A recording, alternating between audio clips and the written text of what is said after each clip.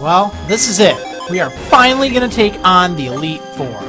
My Pokemon have all been trained up to level 48, and I'm going to show you their moves and stuff. I put Blizzard on Samurott just in case. Now, I totally changed Hope's moveset because I'm going with that whole Protect Toxic thing. Pretty much everyone's remained the same. I sharpened up their moves a little bit. I did put Megahorn on Marriland.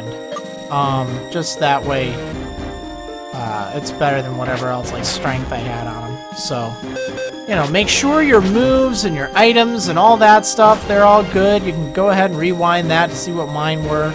I'm not going to go too at length into explaining it. You'll probably see it in action. And I'm going to save my game before entering the gate. And this is really important, because once you enter, there's no turning back. That's right.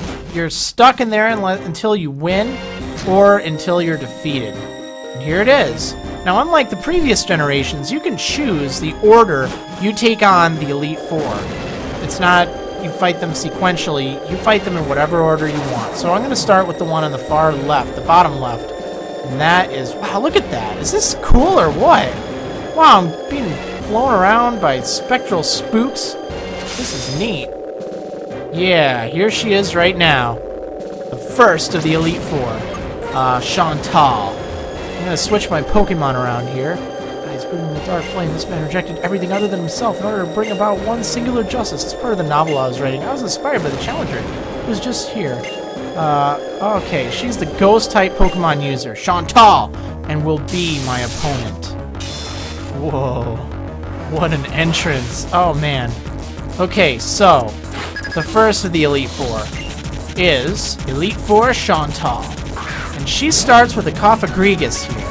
Now this thing is a pain because it's very defensive. It has very bulky stats, making it tough to take down. Additionally, it likes to use Will-O-Wisp, so I'm kind of tempting fate here. I'm using Manta Blade and hoping to do real good with Sword Stance and then Shadow Claw. But, ow, don't hurt. Okay, so let's see how Shadow Claw does here. Now, obviously, it can lunge Shadow Balls at you, so you have to be a little careful. And it has Mummy, which will shut off your ability if you hit it with a physical-based attack, or a direct attack, basically. So be careful. It has Psychic, Shadow Ball, and Grass Knot, in addition to that Will-O-Wisp. So it is relatively versatile. However, it does not have a lot of special attack. It'll hurt, but not quite as bad as some of her other Pokemon. At this point, you might want to put on a lot of X Special Defense. Remember, that's one of the things you want to make sure you have, all those X items I was telling you about in one of the special videos I did. Because they're very helpful. Okay, so, looks like next up is her Chandelure. Now, this is the star of her team. This thing is a Fire Ghost-type Pokemon, which looks really sweet. But it also has extremely high special attack. Like, extremely high. And, regrettably, I didn't do quite enough to take it out. Oh, this is gonna hurt. Oh, yeah, I'm, like, so gone. Yeah. Well, it was a chance. I just had to take it. Okay, well, obviously it has Fire Blast. But in addition to that, it has Shadow Ball and Psychic you want to watch out for. It does have Payback, too, but that's not gonna do... It's not going to do nearly as much as any of her other attacks. You don't really have to worry about it. Okay, I'm going to take that... Oh, man, look at that. So close. But at least I'm letting her burn up her full restores. Those are a pain. Okay, there we go. Ground-type attacks are also very effective against this thing, as are Dark-type attacks. There's a lot it's really weak to. It hits so hard. Okay. Well, let's take it out with Surf now. And finally that thing is out of here. Great. It isn't the zippiest thing in the world, but it was still fast enough to outspeed Marriland. Okay, next up on her team is her Jellicent. So this thing's a Water Ghost type. I think we've probably seen one or two of them before. But this one in particular is pretty strong. It's got Surf and Brine as far as water-type attacks go. Has a standard issue Shadow Ball, which I'm a little nervous about. Hopefully Wily's special defense will hold up. And it also has Energy Ball, a grass-type attack, so beware. Oh, come on, really?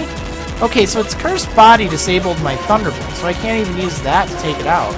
That's not very good. Additionally, I know that Wily is pretty slow, so I'm actually going to send out Hope here. And I'm just going to hope to fly against it. See, I sent out Hope, figuring that Jellicent would use Shadow Ball, and knowing that, well, I'm totally immune. With Hope, I did get rid of her Air Slash and Air Cutter, and I'm sticking with just Fly and Return. But also employing a Toxic and Protect combo, so hopefully she can stall out the foe. I considered putting Roost on, but I also realized I could just put on, I could just use healing items like Hyper Potions, and I'm much better off. Okay, anyhow, last up is her Golurk. Yeah, look at that thing! Golurk! Oh, it's a big old giant thing. It's a ground ghost type, so it is very interesting. It thankfully is very weak to water, darn ghost, but it's very strong physically. It has Earthquake and Brick Break, as well as Shadow Punch, so be careful. Okay, well, that is Shauntal, and I've gotten 6,000 Pokédollars for beating her. Awesome. First, I must apologize. I'm really sorry you had a bad experience. I'm still one of the Elite Four. Okay, well, 1 down, 3 to go. Of the Unova League Elite Four.